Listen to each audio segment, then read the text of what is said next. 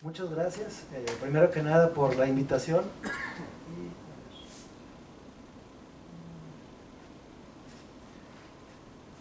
Bueno, me da gusto estar aquí en Monterrey nuevamente y bueno, pues aquí también representando al colegio pues de Saltillo, de otorrinolaringología. ¿Aquí dónde le pongo? Acá está. Sí. Bien, entonces, ¿sí me escuchan? Perfecto, pues me da gusto ver aquí pues, eminencias de sueño y como decían, la primera clínica de sueño del país estuvo en Monterrey, estuvo aquí funcionando primero incluso que en la Ciudad de México y en otros lugares, entonces pues Monterrey es cuna de esto. Y igual, bueno, más adelante aquí hay un libro de apnea de sueño, el manual para todos, puede ser un buen punto de inicio para los que quieran familiarizarse un poco con los conceptos ahí pues multidisciplinarios a un nivel básico en cuanto a medicina de sueño, sino con mucho gusto ahí les paso el mismo PDF para que lo puedan tener a la mano. Como decían, bueno, nosotros estamos en Saltillo, hablando enfrente en un foro de otorrinos, pues igual me gustaría recordar a quien es mi maestro, ¿no? El doctor Mario Hernández Palestina, a quien igual pues, nos ha enseñado mucho, como decían, alguien pues, muy abierto, ¿no?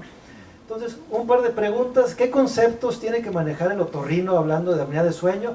Voy a tratar de hacerlo de la forma más breve y rápida. Al final de cuentas, pues estamos especialistas y bueno, gente, residentes también. Pues básicamente es que es un problema respiratorio del sueño. El diagnóstico se basa en un número que es el índice de apnea. Ahorita vamos a hablar un poco más de él. Primera cosa importante, la única forma de diferenciar que alguien tiene apnea de sueño de alguien que tiene ronquido primario, solamente ronca, es hacer un estudio de sueño. Y hay que recordar que los puntos de corte de ese número mágico que es el índice de apnea hipopnea es diferente en niños y adultos, ¿no? Entonces, primera cosa importante, estamos hablando de un problema que forma parte de un espectro mayor. Tenemos que estar aquí sabiendo que si un paciente tiene hipoxemia durante el día, tiene obesidad o tiene algún otro problema, pues la apnea del sueño no es lo único, ¿no? Conocer que estamos aquí nos ayuda precisamente a acoplarnos mejor a un equipo multidisciplinario. Otra cosa importante es cuáles son las indicaciones de cirugía. El otorrino pues, forma una parte importante en el cuidado de estos pacientes. Está el rol también, pues, cirujano de sueño. Aquí pues, tenemos varios en el recinto, ¿no? Aquí está el doctor Lugo, profesor, pues, la mayoría. Y pues básicamente es que hay varios escenarios, no todos los pacientes con apnea pueden ser candidatos de un inicio a cirugía, pero es algo que en todos, en un momento u otro, pueden ayudarles, ¿no? A lo largo del manejo de su enfermedad. Entonces puede haber gente que desde un inicio pueda ser candidato a ofrecerles algo, pacientes con componentes obstructivos, anatómicos muy evidentes, pero también no hay que olvidar que un objetivo de la cirugía, y la cirugía más frecuente que se hace aquí es una buena cirugía nasal, puede ser adyuvante para que alguien utilice el CPAP, y también saber que, bueno, pues ahí está la balanza de riesgo-beneficio para los escenarios en los que la gente no quiera utilizar un CPAP o intente y quiera buscar otra alternativa. Entonces, ¿por qué estamos aquí? Porque precisamente esto es algo común y tiene una relevancia muy importante en mortalidad, ¿no? Esta tabla que siempre pongo nos pone de una corte de pacientes con apnea de sueño con seguimiento a más de 15 años, como la mortalidad acumulada en las personas que tenían apnea grave era como de un 40%, y veíamos que si lo comparábamos con la gente que no tenía apnea de sueño, pues era de un 4%, ¿no? Y ahí en intermedio tenemos a los pacientes de apnea leve y moderada. Entonces, por lo pronto a mí me pasaba en mi formación, solíamos ver la apnea de sueño como esa persona que ronca de algo que puede ser incómodo, pero que en realidad no tiene mucha repercusión, y pues al contrario, ¿no? Cada vez hay más evidencia pues, de que es una de las patologías en las que el otorrino está involucrado y hacemos una diferencia importante. Otra cuestión que tenemos que tener en mente es que toda la parte respiratoria o el control de la respiración o la génesis de la apnea de sueño pues va desde la parte del control de la respiración en el cerebro, y tiene la parte de la vía respiratoria alta, donde los otorrinos somos los expertos, y tenemos también que tener las nociones, ¿no? del componente, lo que influye, ¿no? La vía respiratoria baja y la integración de todo esto. Entonces, esto nos ayuda pues precisamente a integrarnos y a ser equipo.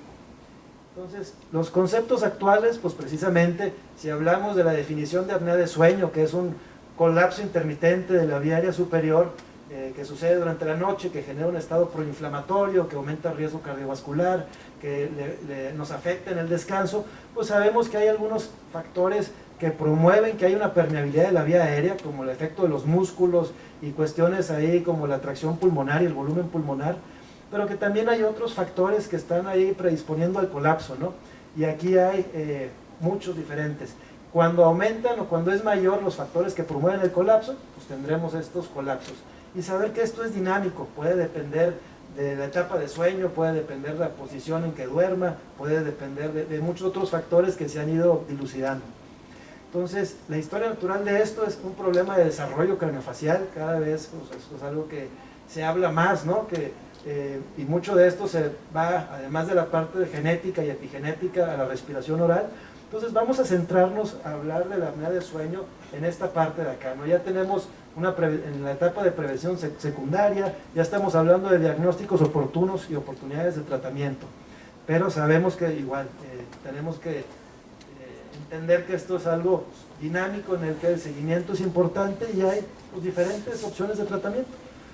En cuanto a fisiopatología, sin ahondar mucho en todo esto, no nada más es los despertares frecuentes o alertamientos, ni tampoco en los cambios de presión intratorácica, además de los desaturaciones que tiene el paciente, sino que esto nos lleva a la evidencia de todas estas es bastante fuerte, ¿no? En cuanto a los desenlaces y los mecanismos intermedios de daño que precisamente vinculan la apnea del sueño con aumento de muerte súbita o menor rendimiento deportivo, menor rendimiento escolar, riesgo de eventos cardiovasculares, asociación con ciertos tipos de cáncer, ¿no? Y sobre todo también accidentes, ¿no? Y también la parte de ausentismo.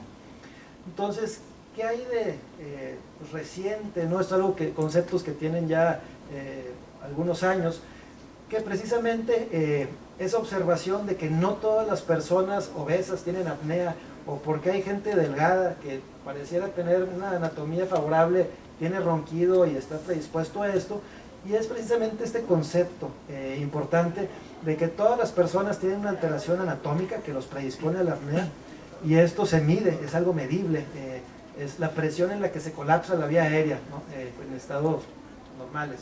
Pero suele haber la contribución de algunos otros factores que pueden variar en diferentes personas, problemas en el control de la respiración, umbrales disminuidos de alertamiento que desestabiliza la vía aérea o alteraciones en los músculos dilatadores.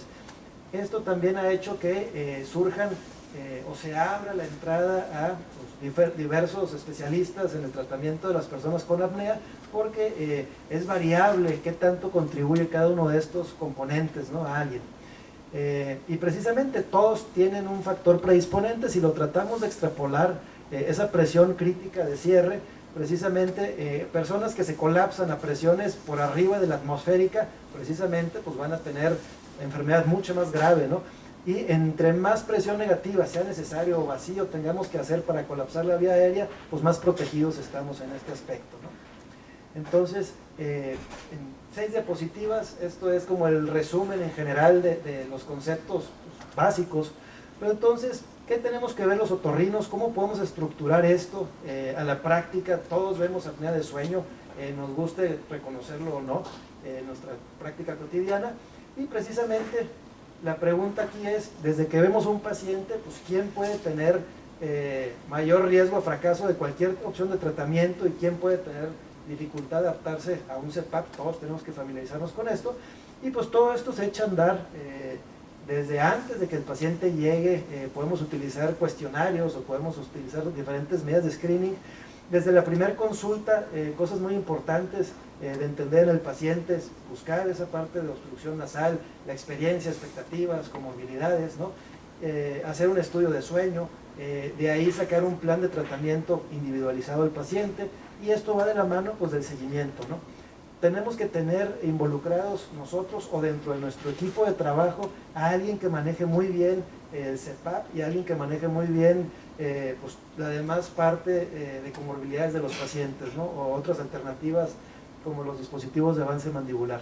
Hay diferentes herramientas que pues, les recomiendo incorporar en ciertos tipos de pacientes funcionan muy bien, algunas para ver ronquido, algunas para adaptarles mejor mascarillas, otras para calificar riesgo cardiovascular.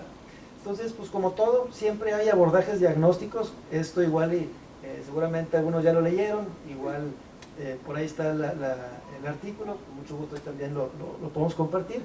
Aquí lo importante no es los flujogramas, a final de cuentas esto pues, depende de la experiencia y lo que estamos viendo en nuestros pacientes, pero lo principal, distinguir y discriminar qué paciente tiene una probabilidad alta de tener apnea de sueño, porque de ahí viene qué tipo de estudio vamos a hacer, buscar qué comorbilidades tiene, porque también de eso depende en qué punto y dónde involucramos a cada quien, distinguir qué tanto componente es esquelético y qué tanto componente puede ser de tejidos blandos, los síntomas, no olvidarnos pues, qué es lo que trae al paciente con nosotros.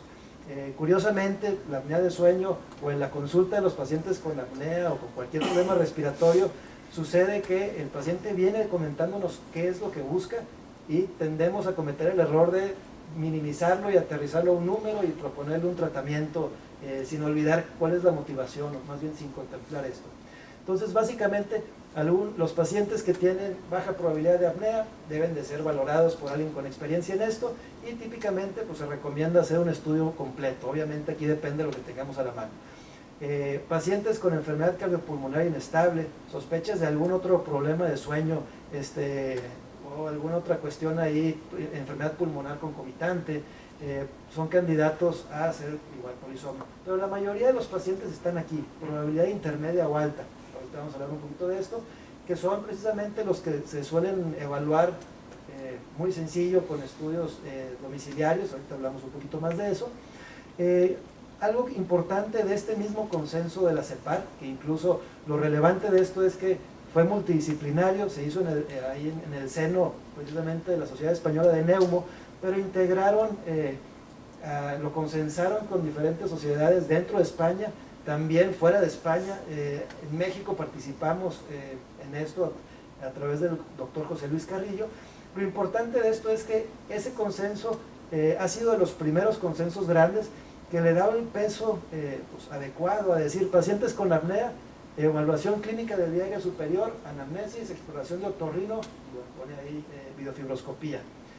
Incluso esto, lo que cambió de forma importante, incluso a guías previas, era que esto lo pone incluso pues, a la par, ¿no? de ese flujo de mandar un paciente al CEPAP, reconociendo que hay pacientes con alteraciones dentofaciales graves, que igual pues, pueden ser candidatos directos, ¿no? a la evaluación por el maxilofacial, o también ese paciente ideal que todos soñamos con tener, que es el paciente con amígdalas grado 3-4, ¿no?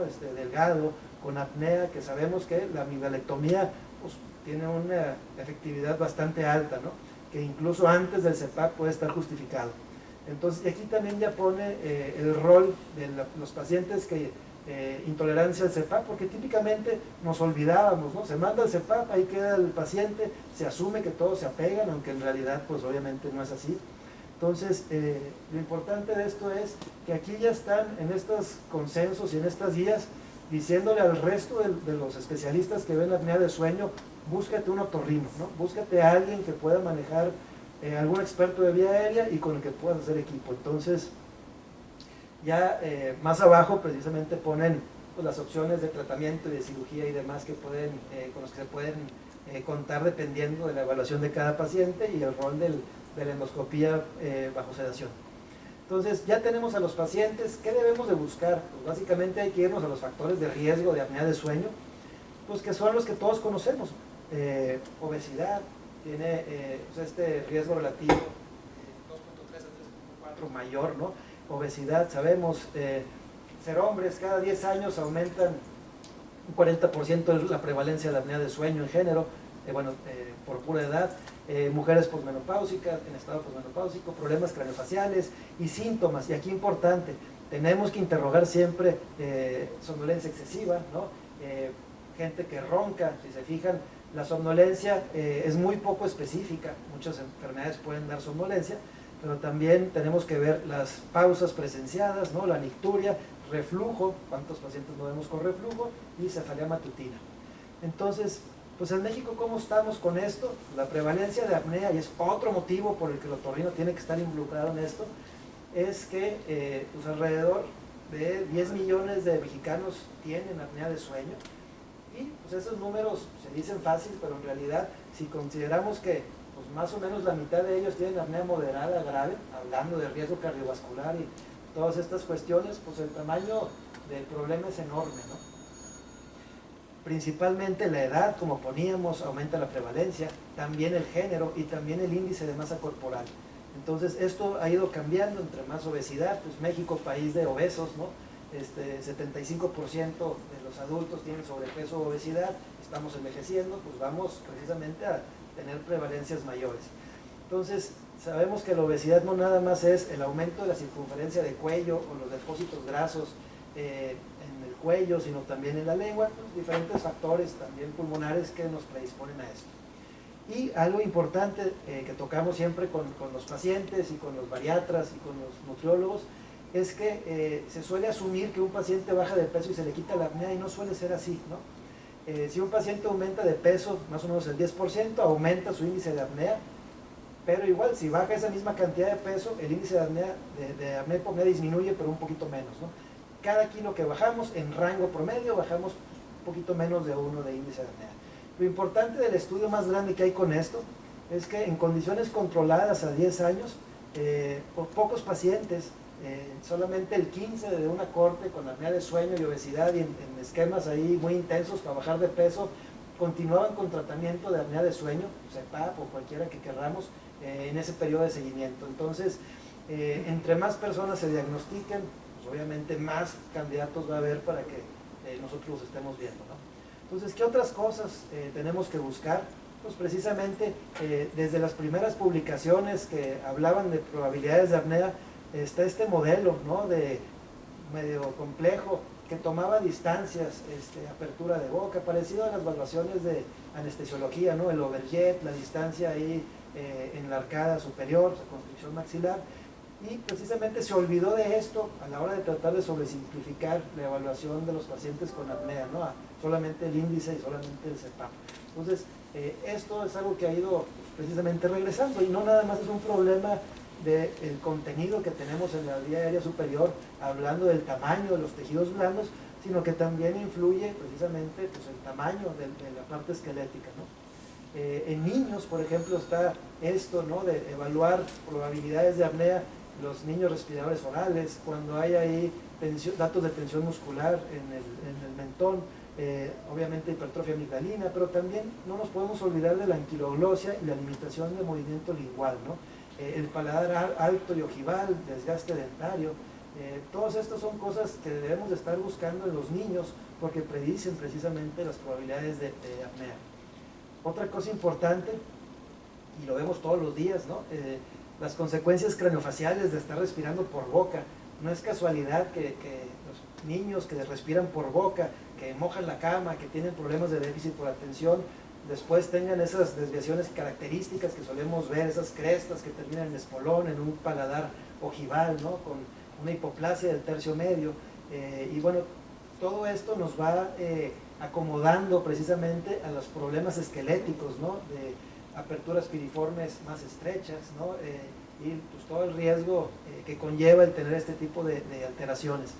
No nos olvidamos pues, de la hipoplasia ahí de tercio medio, pero no nada más es la mandíbula, también tenemos que ver la hipoplasia del maxilar superior.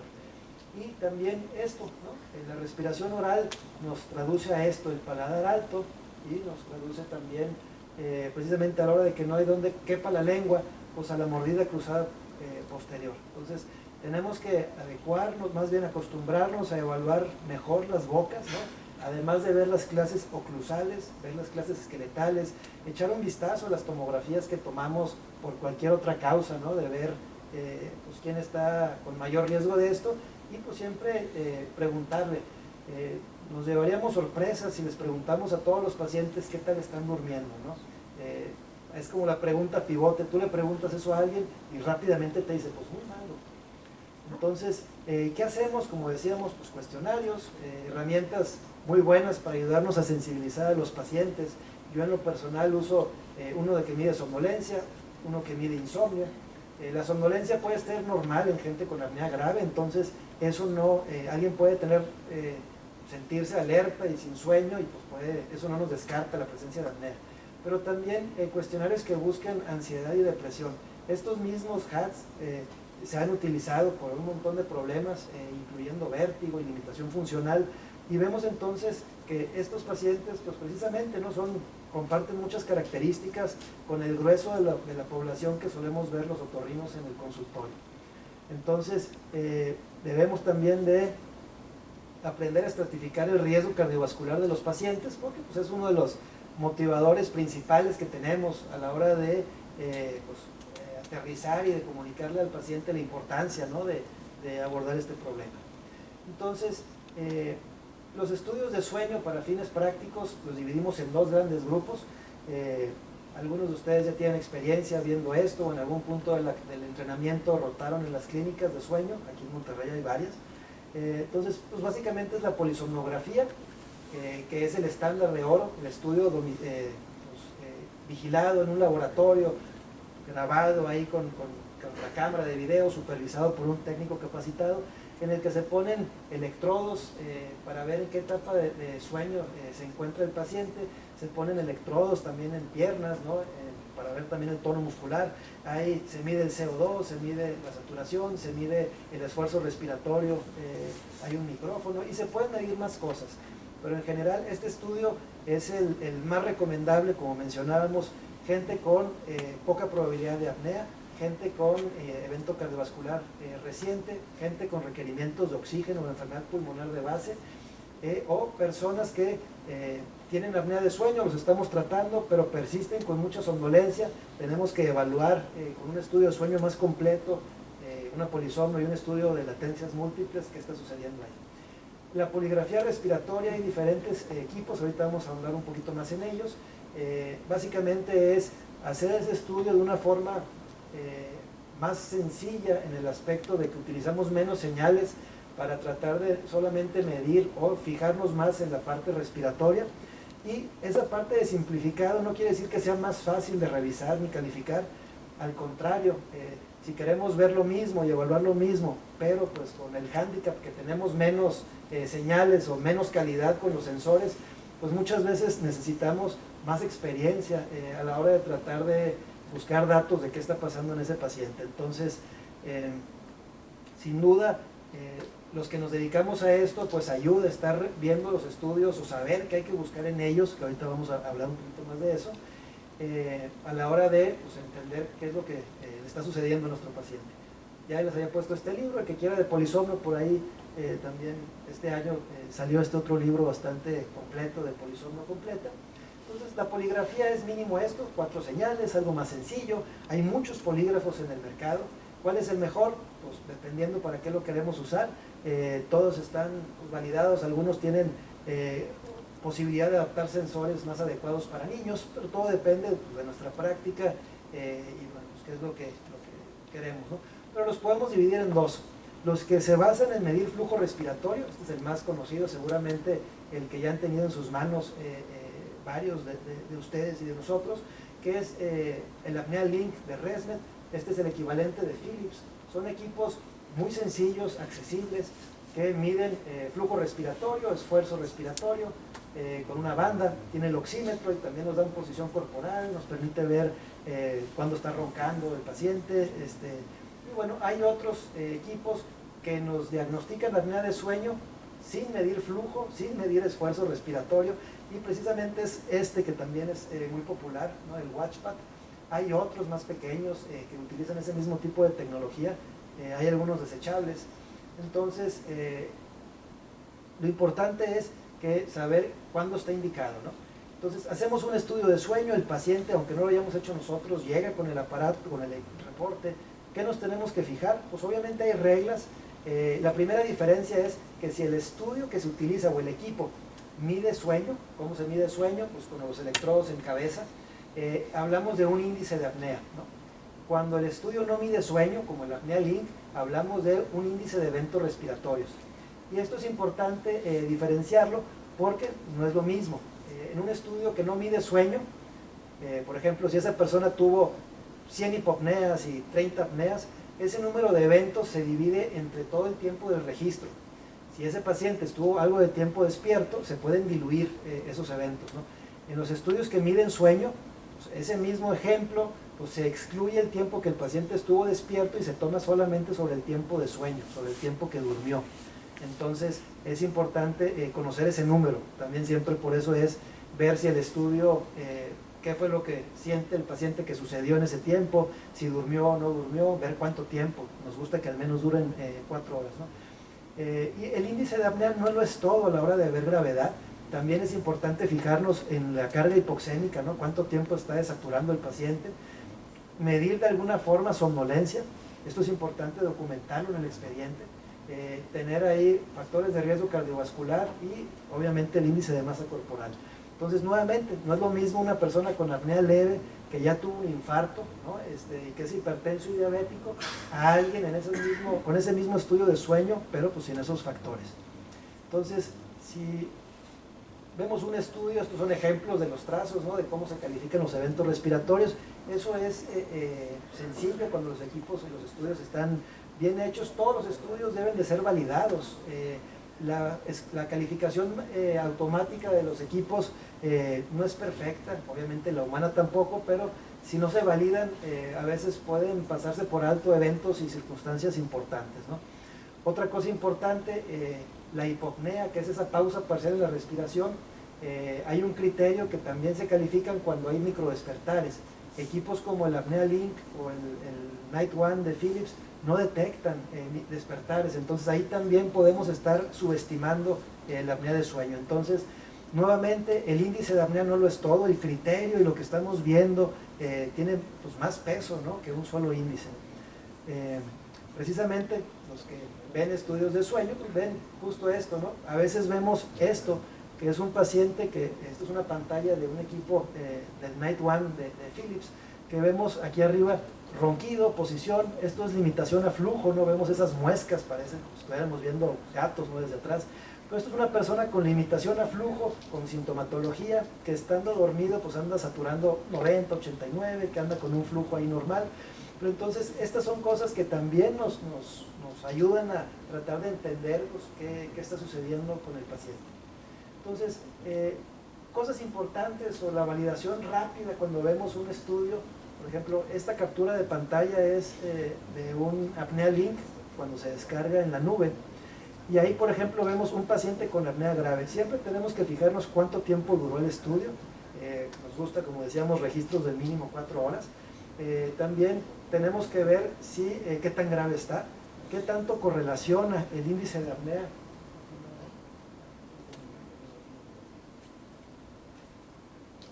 ¿Qué tanta relación hay entre el índice de apnea, por ejemplo aquí es 78, con el índice de desaturaciones que está aquí abajo? Típicamente estos dos números van muy de la mano. Entonces, primera cosa, si ven un estudio de sueño en el que el índice de desaturaciones es muy diferente al índice de apnea, ese estudio pues, hay que echarle un muy buen vistazo, validarlo muy bien porque pues, usualmente van de la mano, ¿no? Otra cosa es buscar si está posicional o no. Ese es el fenotipo de los fenotipos más comunes, ¿no?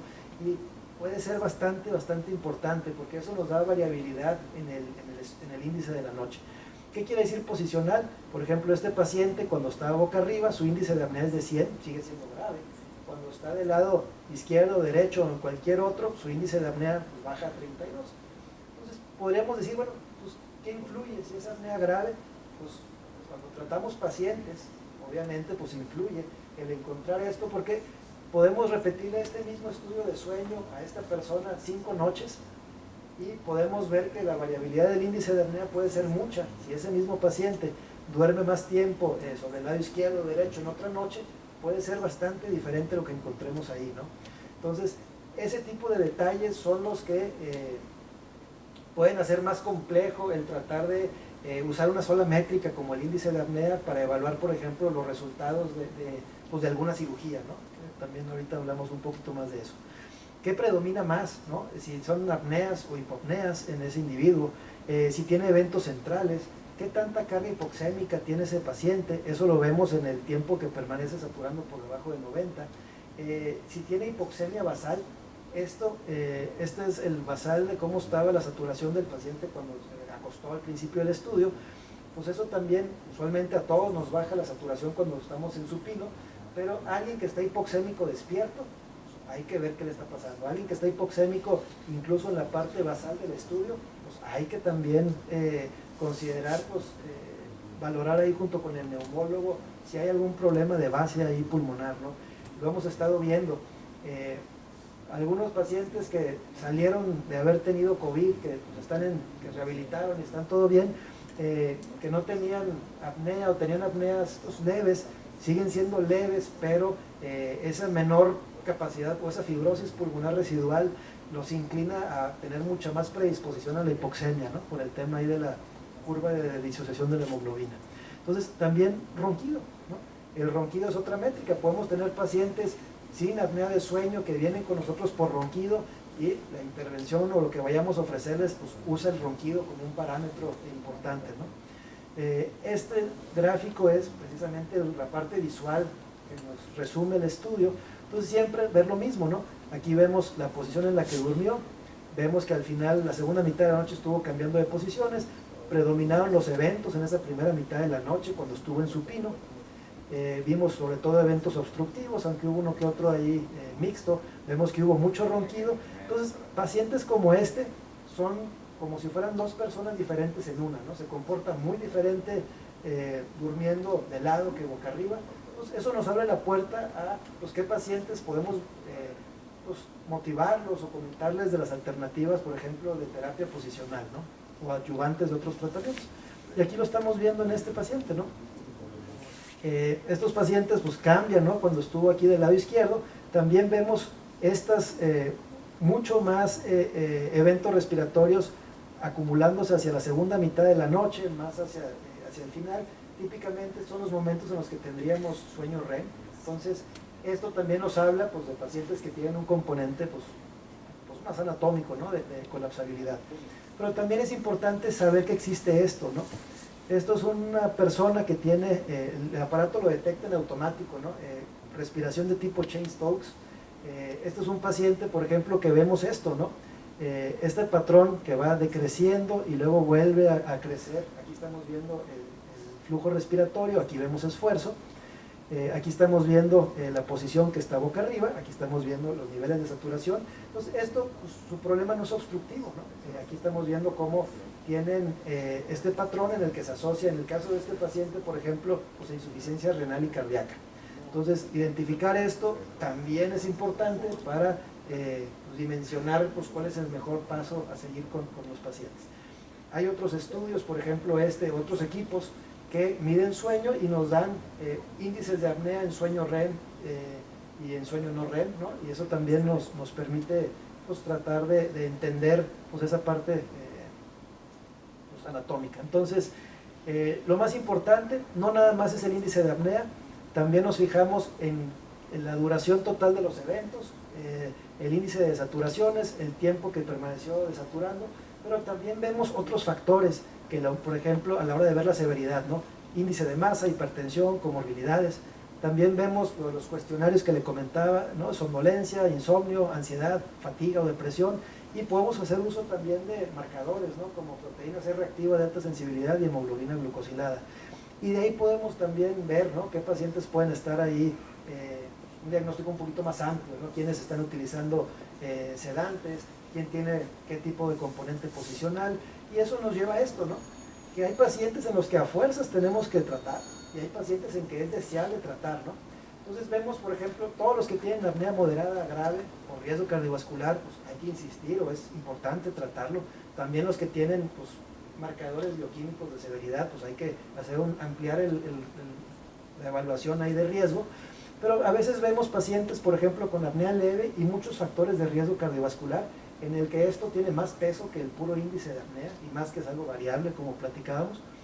También tenemos pacientes que puede estar todo leve, pero que tienen una carga muy marcada de somnolencia, pues ahí hay que considerar que pues, la apnea puede ser la causa, pero puede haber otros eventos o factores. Y también pues, solemos ver pacientes con mucha sintomatología. Aquí es importante porque igual estos pacientes con depresión, fatiga, pues tienen riesgo incrementado, por ejemplo, de suicidio, ¿no? De accidentes. Entonces, en base a esto, pues todos los pacientes con hipoxemia en el día, considerar hipoventilación, obesidad, secuelas de COVID, problemas de caja torácica o demás. Pero también podemos ver que los pacientes que tienen poca somnolencia, síntomas leves, insomnio, ansiedad no postural o que está poco involucrado, sabemos de antemano que nos va a costar trabajo, ¿no? Manejar ese paciente a nosotros o al resto del equipo. Esta parte es lo postural, ¿no?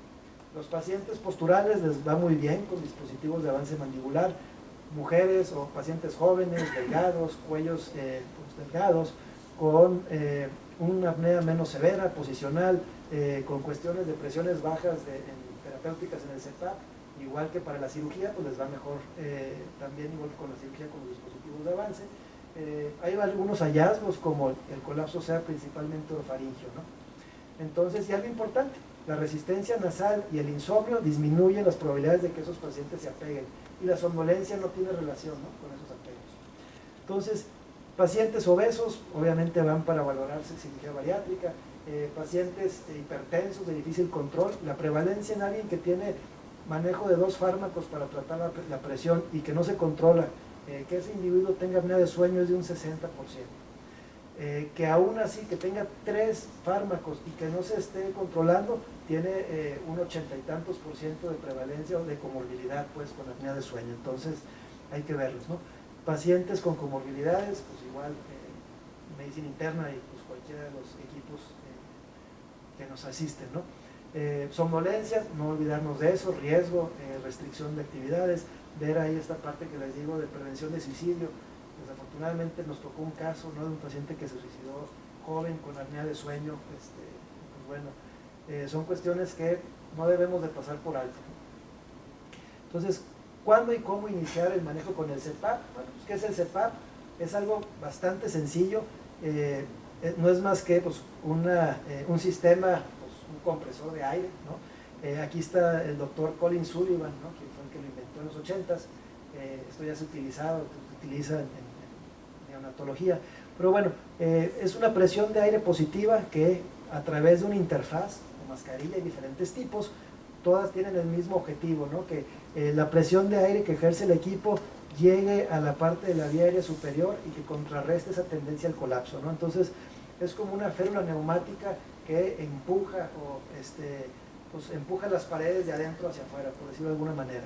Es presión positiva, no es oxígeno, a diferencia de los BiPAPs o biniveles.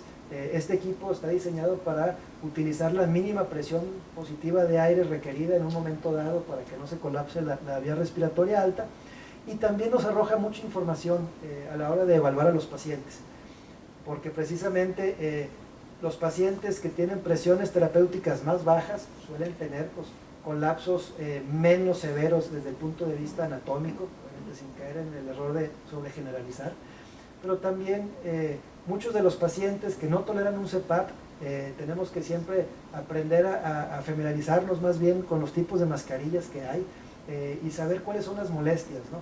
Porque con una buena cirugía nasal podemos disminuir un par de centímetros de agua la presión del equipo y puede ser la diferencia, ¿no? Entre que un paciente utilice o esté cómodo utilizando la terapia. Entonces, el CPAP, al interpretar un estudio de sueño para el otorrino es lo mismo que como cuando interpretamos unas pruebas vestibulares, ¿no? O las pruebas de audición que quizá no las hagamos nosotros, pero pues, nos sentimos cómodos viéndolo. Lo mismo es con los estudios de sueño. ¿Qué evidencia tiene el CPAP? ¿Sirve? Pues definitivamente sirve.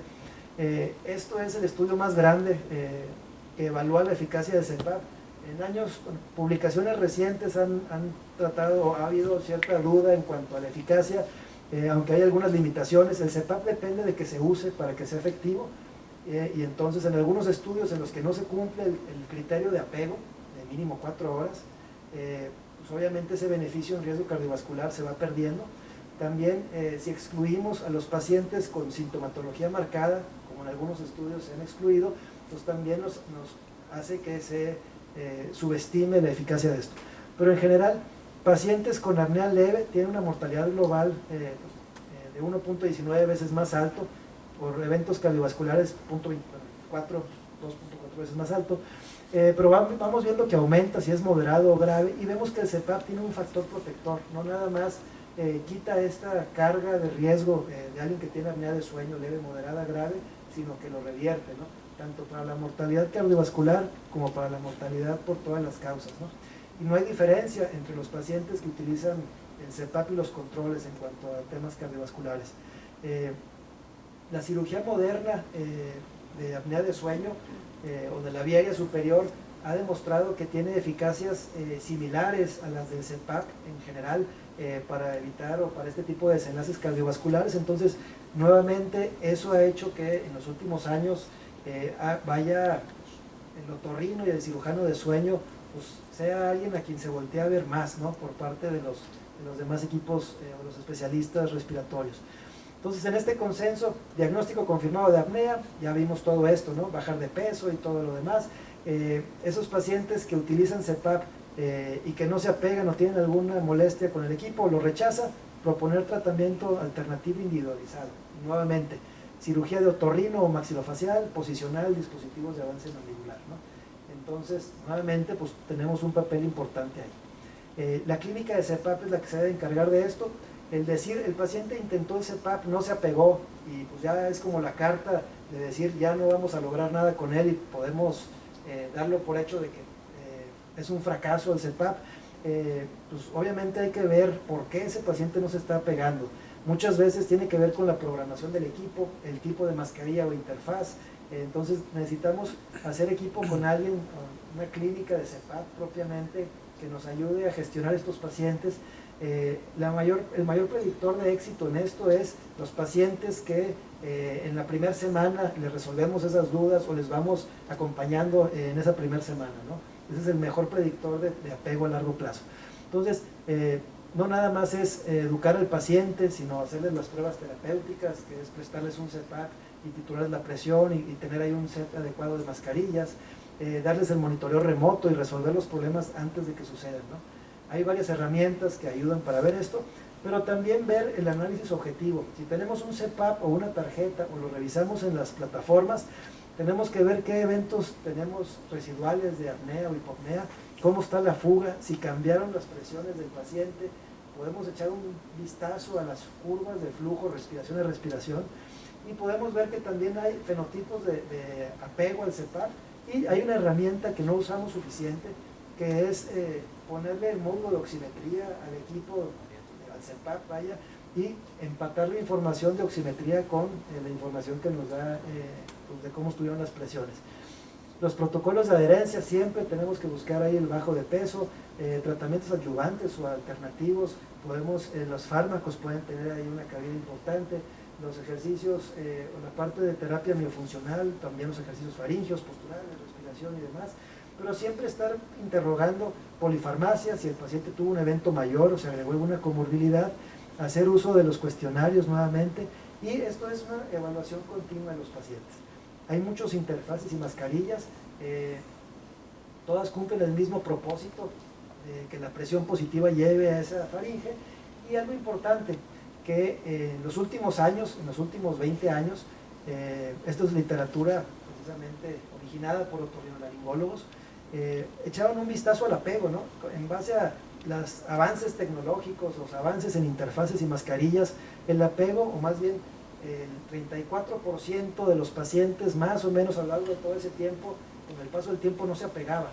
Entonces quiere decir que esto no es algo que se vaya a resolver con más comodidad, más tecnología o cambios en los interfaces.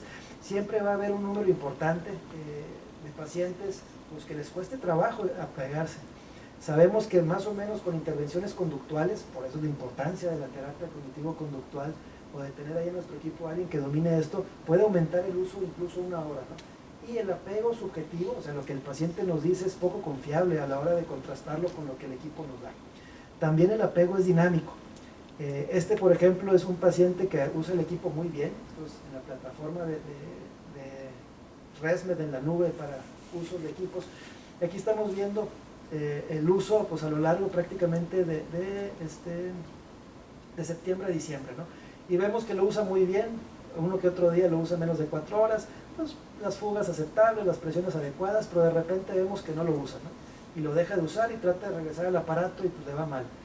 Le preguntas qué pasó ahí, pues tuvo una gripa, después de ahí ese paciente hizo una sinusitis y eso pues originó que pues, perdiera el ritmo o después batalla en adaptarse.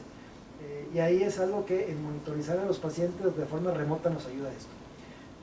El uso en el primer mes, reportar los problemas las primeras noches, el nivel educativo del paciente, y no es nivel educativo de escolaridad, es más bien, influye más la educación que les podamos otorgar al paciente desde que les explicamos la importancia o de dónde se originó el problema de apnea y cómo funciona el equipo. Eso es lo que nos va a ayudar a que se apeguen.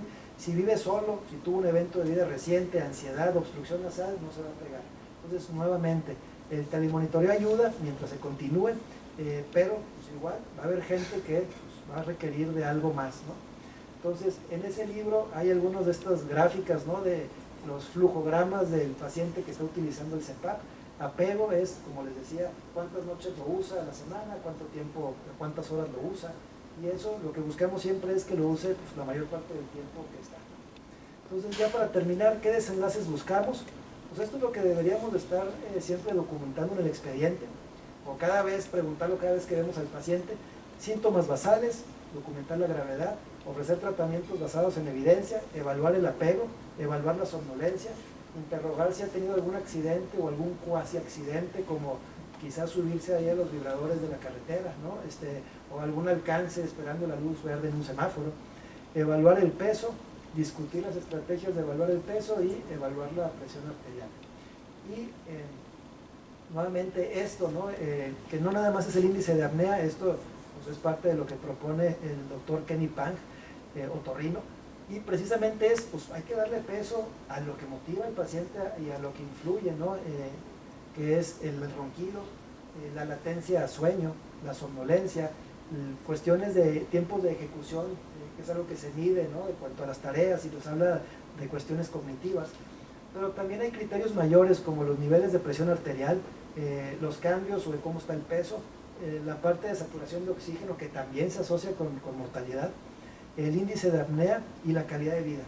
Entonces, la literatura en general respiratoria ha sido injusta a la hora de tratar de evaluar, ¿no?, los resultados o los beneficios de intervenciones como la cirugía o los dispositivos de avance mandibular a la hora de tratar de aterrizarlo a un solo parámetro, que es el índice de apnea, ¿no?